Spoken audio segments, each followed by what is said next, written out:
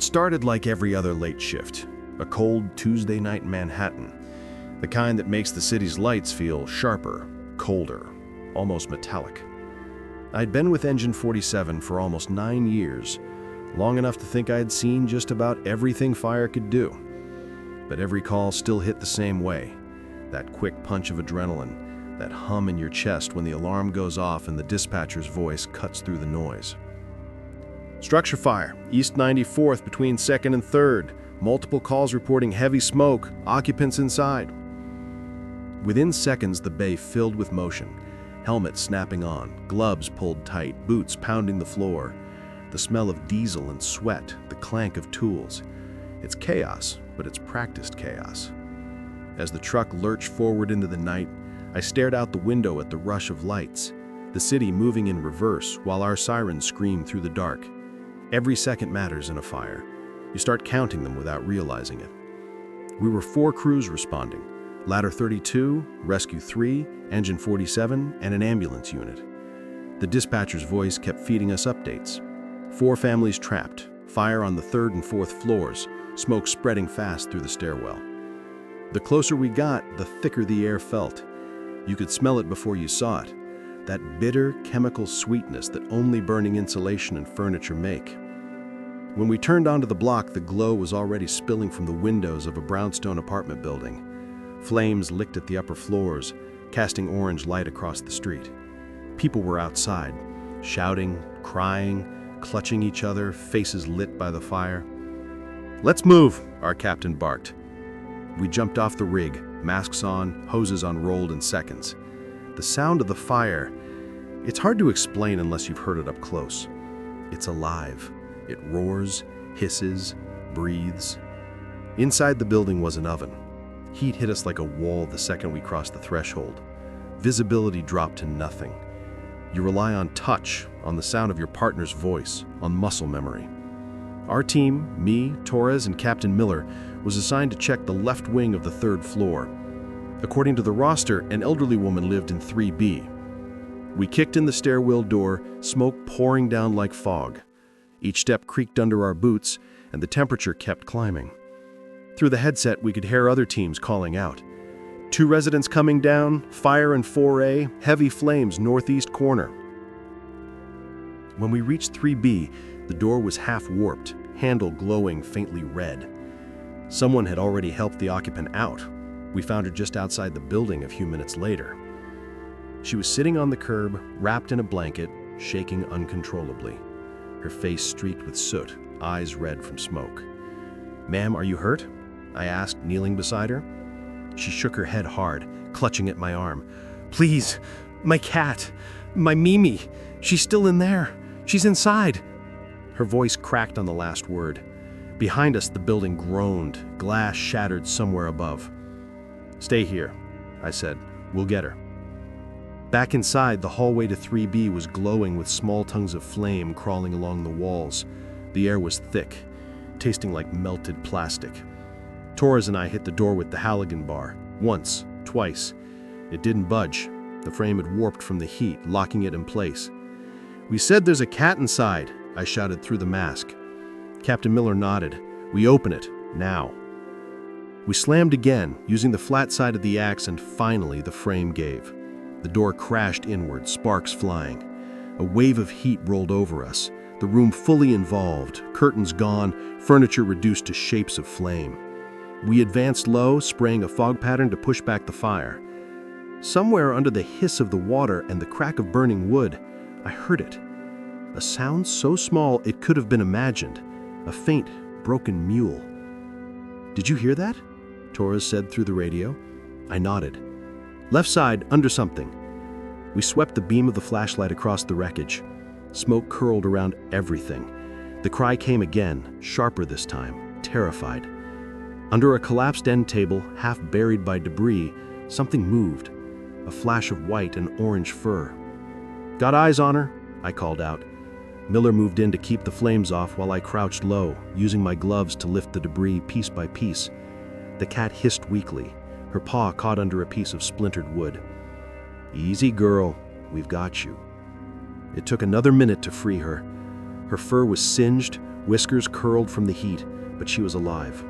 Breathing fast, eyes wide. She tried to limp away but stumbled straight into my chest. I wrapped her inside my turnout coat and we backed out.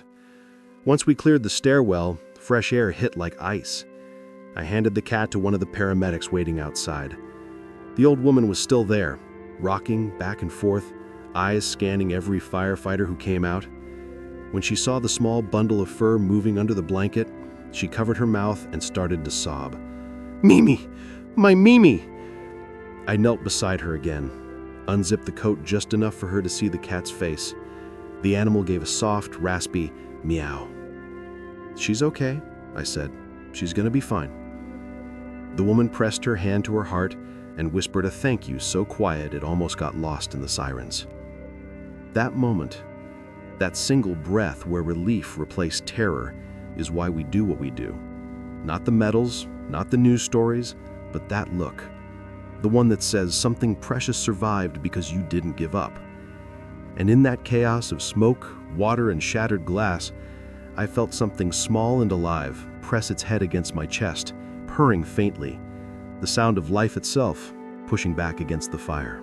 By the time the fire was finally declared under control, it was nearly 3 in the morning.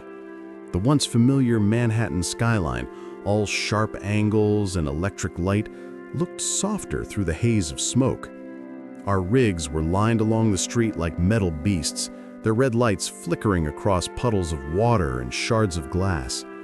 The smell of burned wood, plastic, and wet ash hung in the air, heavy, lingering. We'd spent nearly 2 hours fighting that blaze. 4 families had lost their homes that night, but somehow, no lives. It's rare to walk away from a call like that with everyone still breathing. I was sitting on the back bumper of the engine, gear half unzipped, helmet in my hands, steam rising from my coat. My arms felt like lead. My throat ached from the heat and the smoke that always found its way past the mask. Captain Miller came over, clapped a hand on my shoulder, and handed me a bottle of water. "Nice work in there," he said. I nodded, too tired to talk. Across the street, the old woman, the one from apartment 3B, was sitting in the back of an ambulance. A paramedic was checking her oxygen levels, but her eyes were fixed on the small gray carrier in her lap. Inside, the cat, her cat, was curled in a ball, chest rising and falling slowly. Even from a distance, I could see the woman whispering softly through the open mesh, one trembling hand stroking the carrier. Every now and then, she'd look up, searching the crowd until her eyes met mine. When they did, she mouthed one word: "Thank you." It hit me harder than I expected. You see, people assume we're numb to moments like that we build some sort of wall between what we do and what we feel. But the truth is, every single rescue, every loss, every scream that echoes through a burning hallway, it all stays with you. Torres sat beside me, taking a deep breath. "You good?" "Yeah, just thinking," he smirked. "Thinking? That's dangerous." I laughed, and it came out as a cough. We sat there in silence, watching the crews roll up hoses and check pressure gauges. The building was a black skeleton against the orange glow of the last embers. Windows shattered, walls scarred, a quiet battlefield. "She really thought that cat was gone," Torres said after a while. "Yeah." You know, some people don't get it. They see an animal, we see a life. Doesn't matter if it's fur, feathers, or skin, it's still something that trusts us to do the right thing. He wasn't wrong. That small heartbeat under my coat earlier, that fragile, trembling thing, it had reminded me of why I joined this job in the first place. Later, after the flames had cooled and the building was left to the investigators, we helped move the displaced families to a temporary shelter nearby. The Red Cross had set up folding tables with coffee and blankets. The kids were shivering more from fear than from cold. Parents spoke in low voices, trying to sound strong. The elderly woman, her name was Mrs. Bennett, insisted on shaking each firefighter's hand. Her eyes were red, but she smiled, the kind of smile that trembles at the edges because it's holding back tears. When she reached me, she held on to my glove for a long moment. "She told me you were the one who found her," she said. Her voice was thin but full of gratitude. "You went back for her." I nodded. "She was hiding under the table. She's a tough girl." Mrs. Bennet laughed softly. "She's all I have left. My husband passed 2 years ago. That cat, she's my company, my little reason to wake up every morning." She looked down at the carrier again, at the soft ball of fur sleeping inside. "You saved us both, you know." I didn't know what to say, so I just smiled and said, "She did most of the work." When we finally loaded up the rig, the city had gone quiet. Just the faint hum of taxis and the rhythmic sound of dripping water from our hoses. Miller climbed into the passenger seat and looked at us. "Good work tonight, boys. Nobody died. That's what matters." But as we drove back to the station, my mind stayed on that cat. The way she'd pressed against my chest, the faint rumble of her purring despite everything around her being destroyed. Fire is strange that way. It takes so much. And yet sometimes, amid all that ruin, something fragile survives, not because it's stronger, but because someone decided it deserved a chance. Back at the station, we cleaned gear, logged reports, and collapsed onto the bunks. The fluorescent lights buzzed overhead. Taurus was already half asleep when he muttered, "You think she's gonna be okay?" "Who? The cat?" I asked. "Yeah. She's got someone who loves her. She'll be fine." He grunted in agreement and rolled over. But even after the exhaustion hit, my mind replayed the scene again and again. The sound of claws scraping the floor, the tiny cry echoing through the smoke, and the moment her owner saw her alive. In our line of work, you live between seconds, between what's lost and what's saved. And that night, it was a cat named Mimi that reminded me that every life, no matter how small, is worth running through fire for. 2 weeks after the fire, Manhattan had already moved on. That's how the city works. It burns, it rebuilds, and it forgets fast. But not me. The memory of that night stayed etched behind my eyes. The roar of the flames, the cracking beams, and the trembling cry that somehow rose above it all. Our shift ended early that morning, and instead of heading home, I walked to East 94th with a small brown paper bag in my hand. Inside was a can of tuna and a little gray toy mouse from the pet shop near the station. I didn't really know why I bought them. Maybe because part of me needed to see that she was really okay. Mrs. Bennet's new address was a small second-floor apartment in a quieter part of the neighborhood. When she opened the door, her face brightened instantly. "Oh," she said softly, "you came."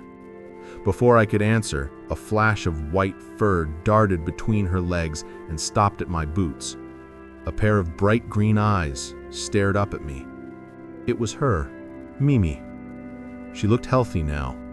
Her coat was clean, soft, pure white again.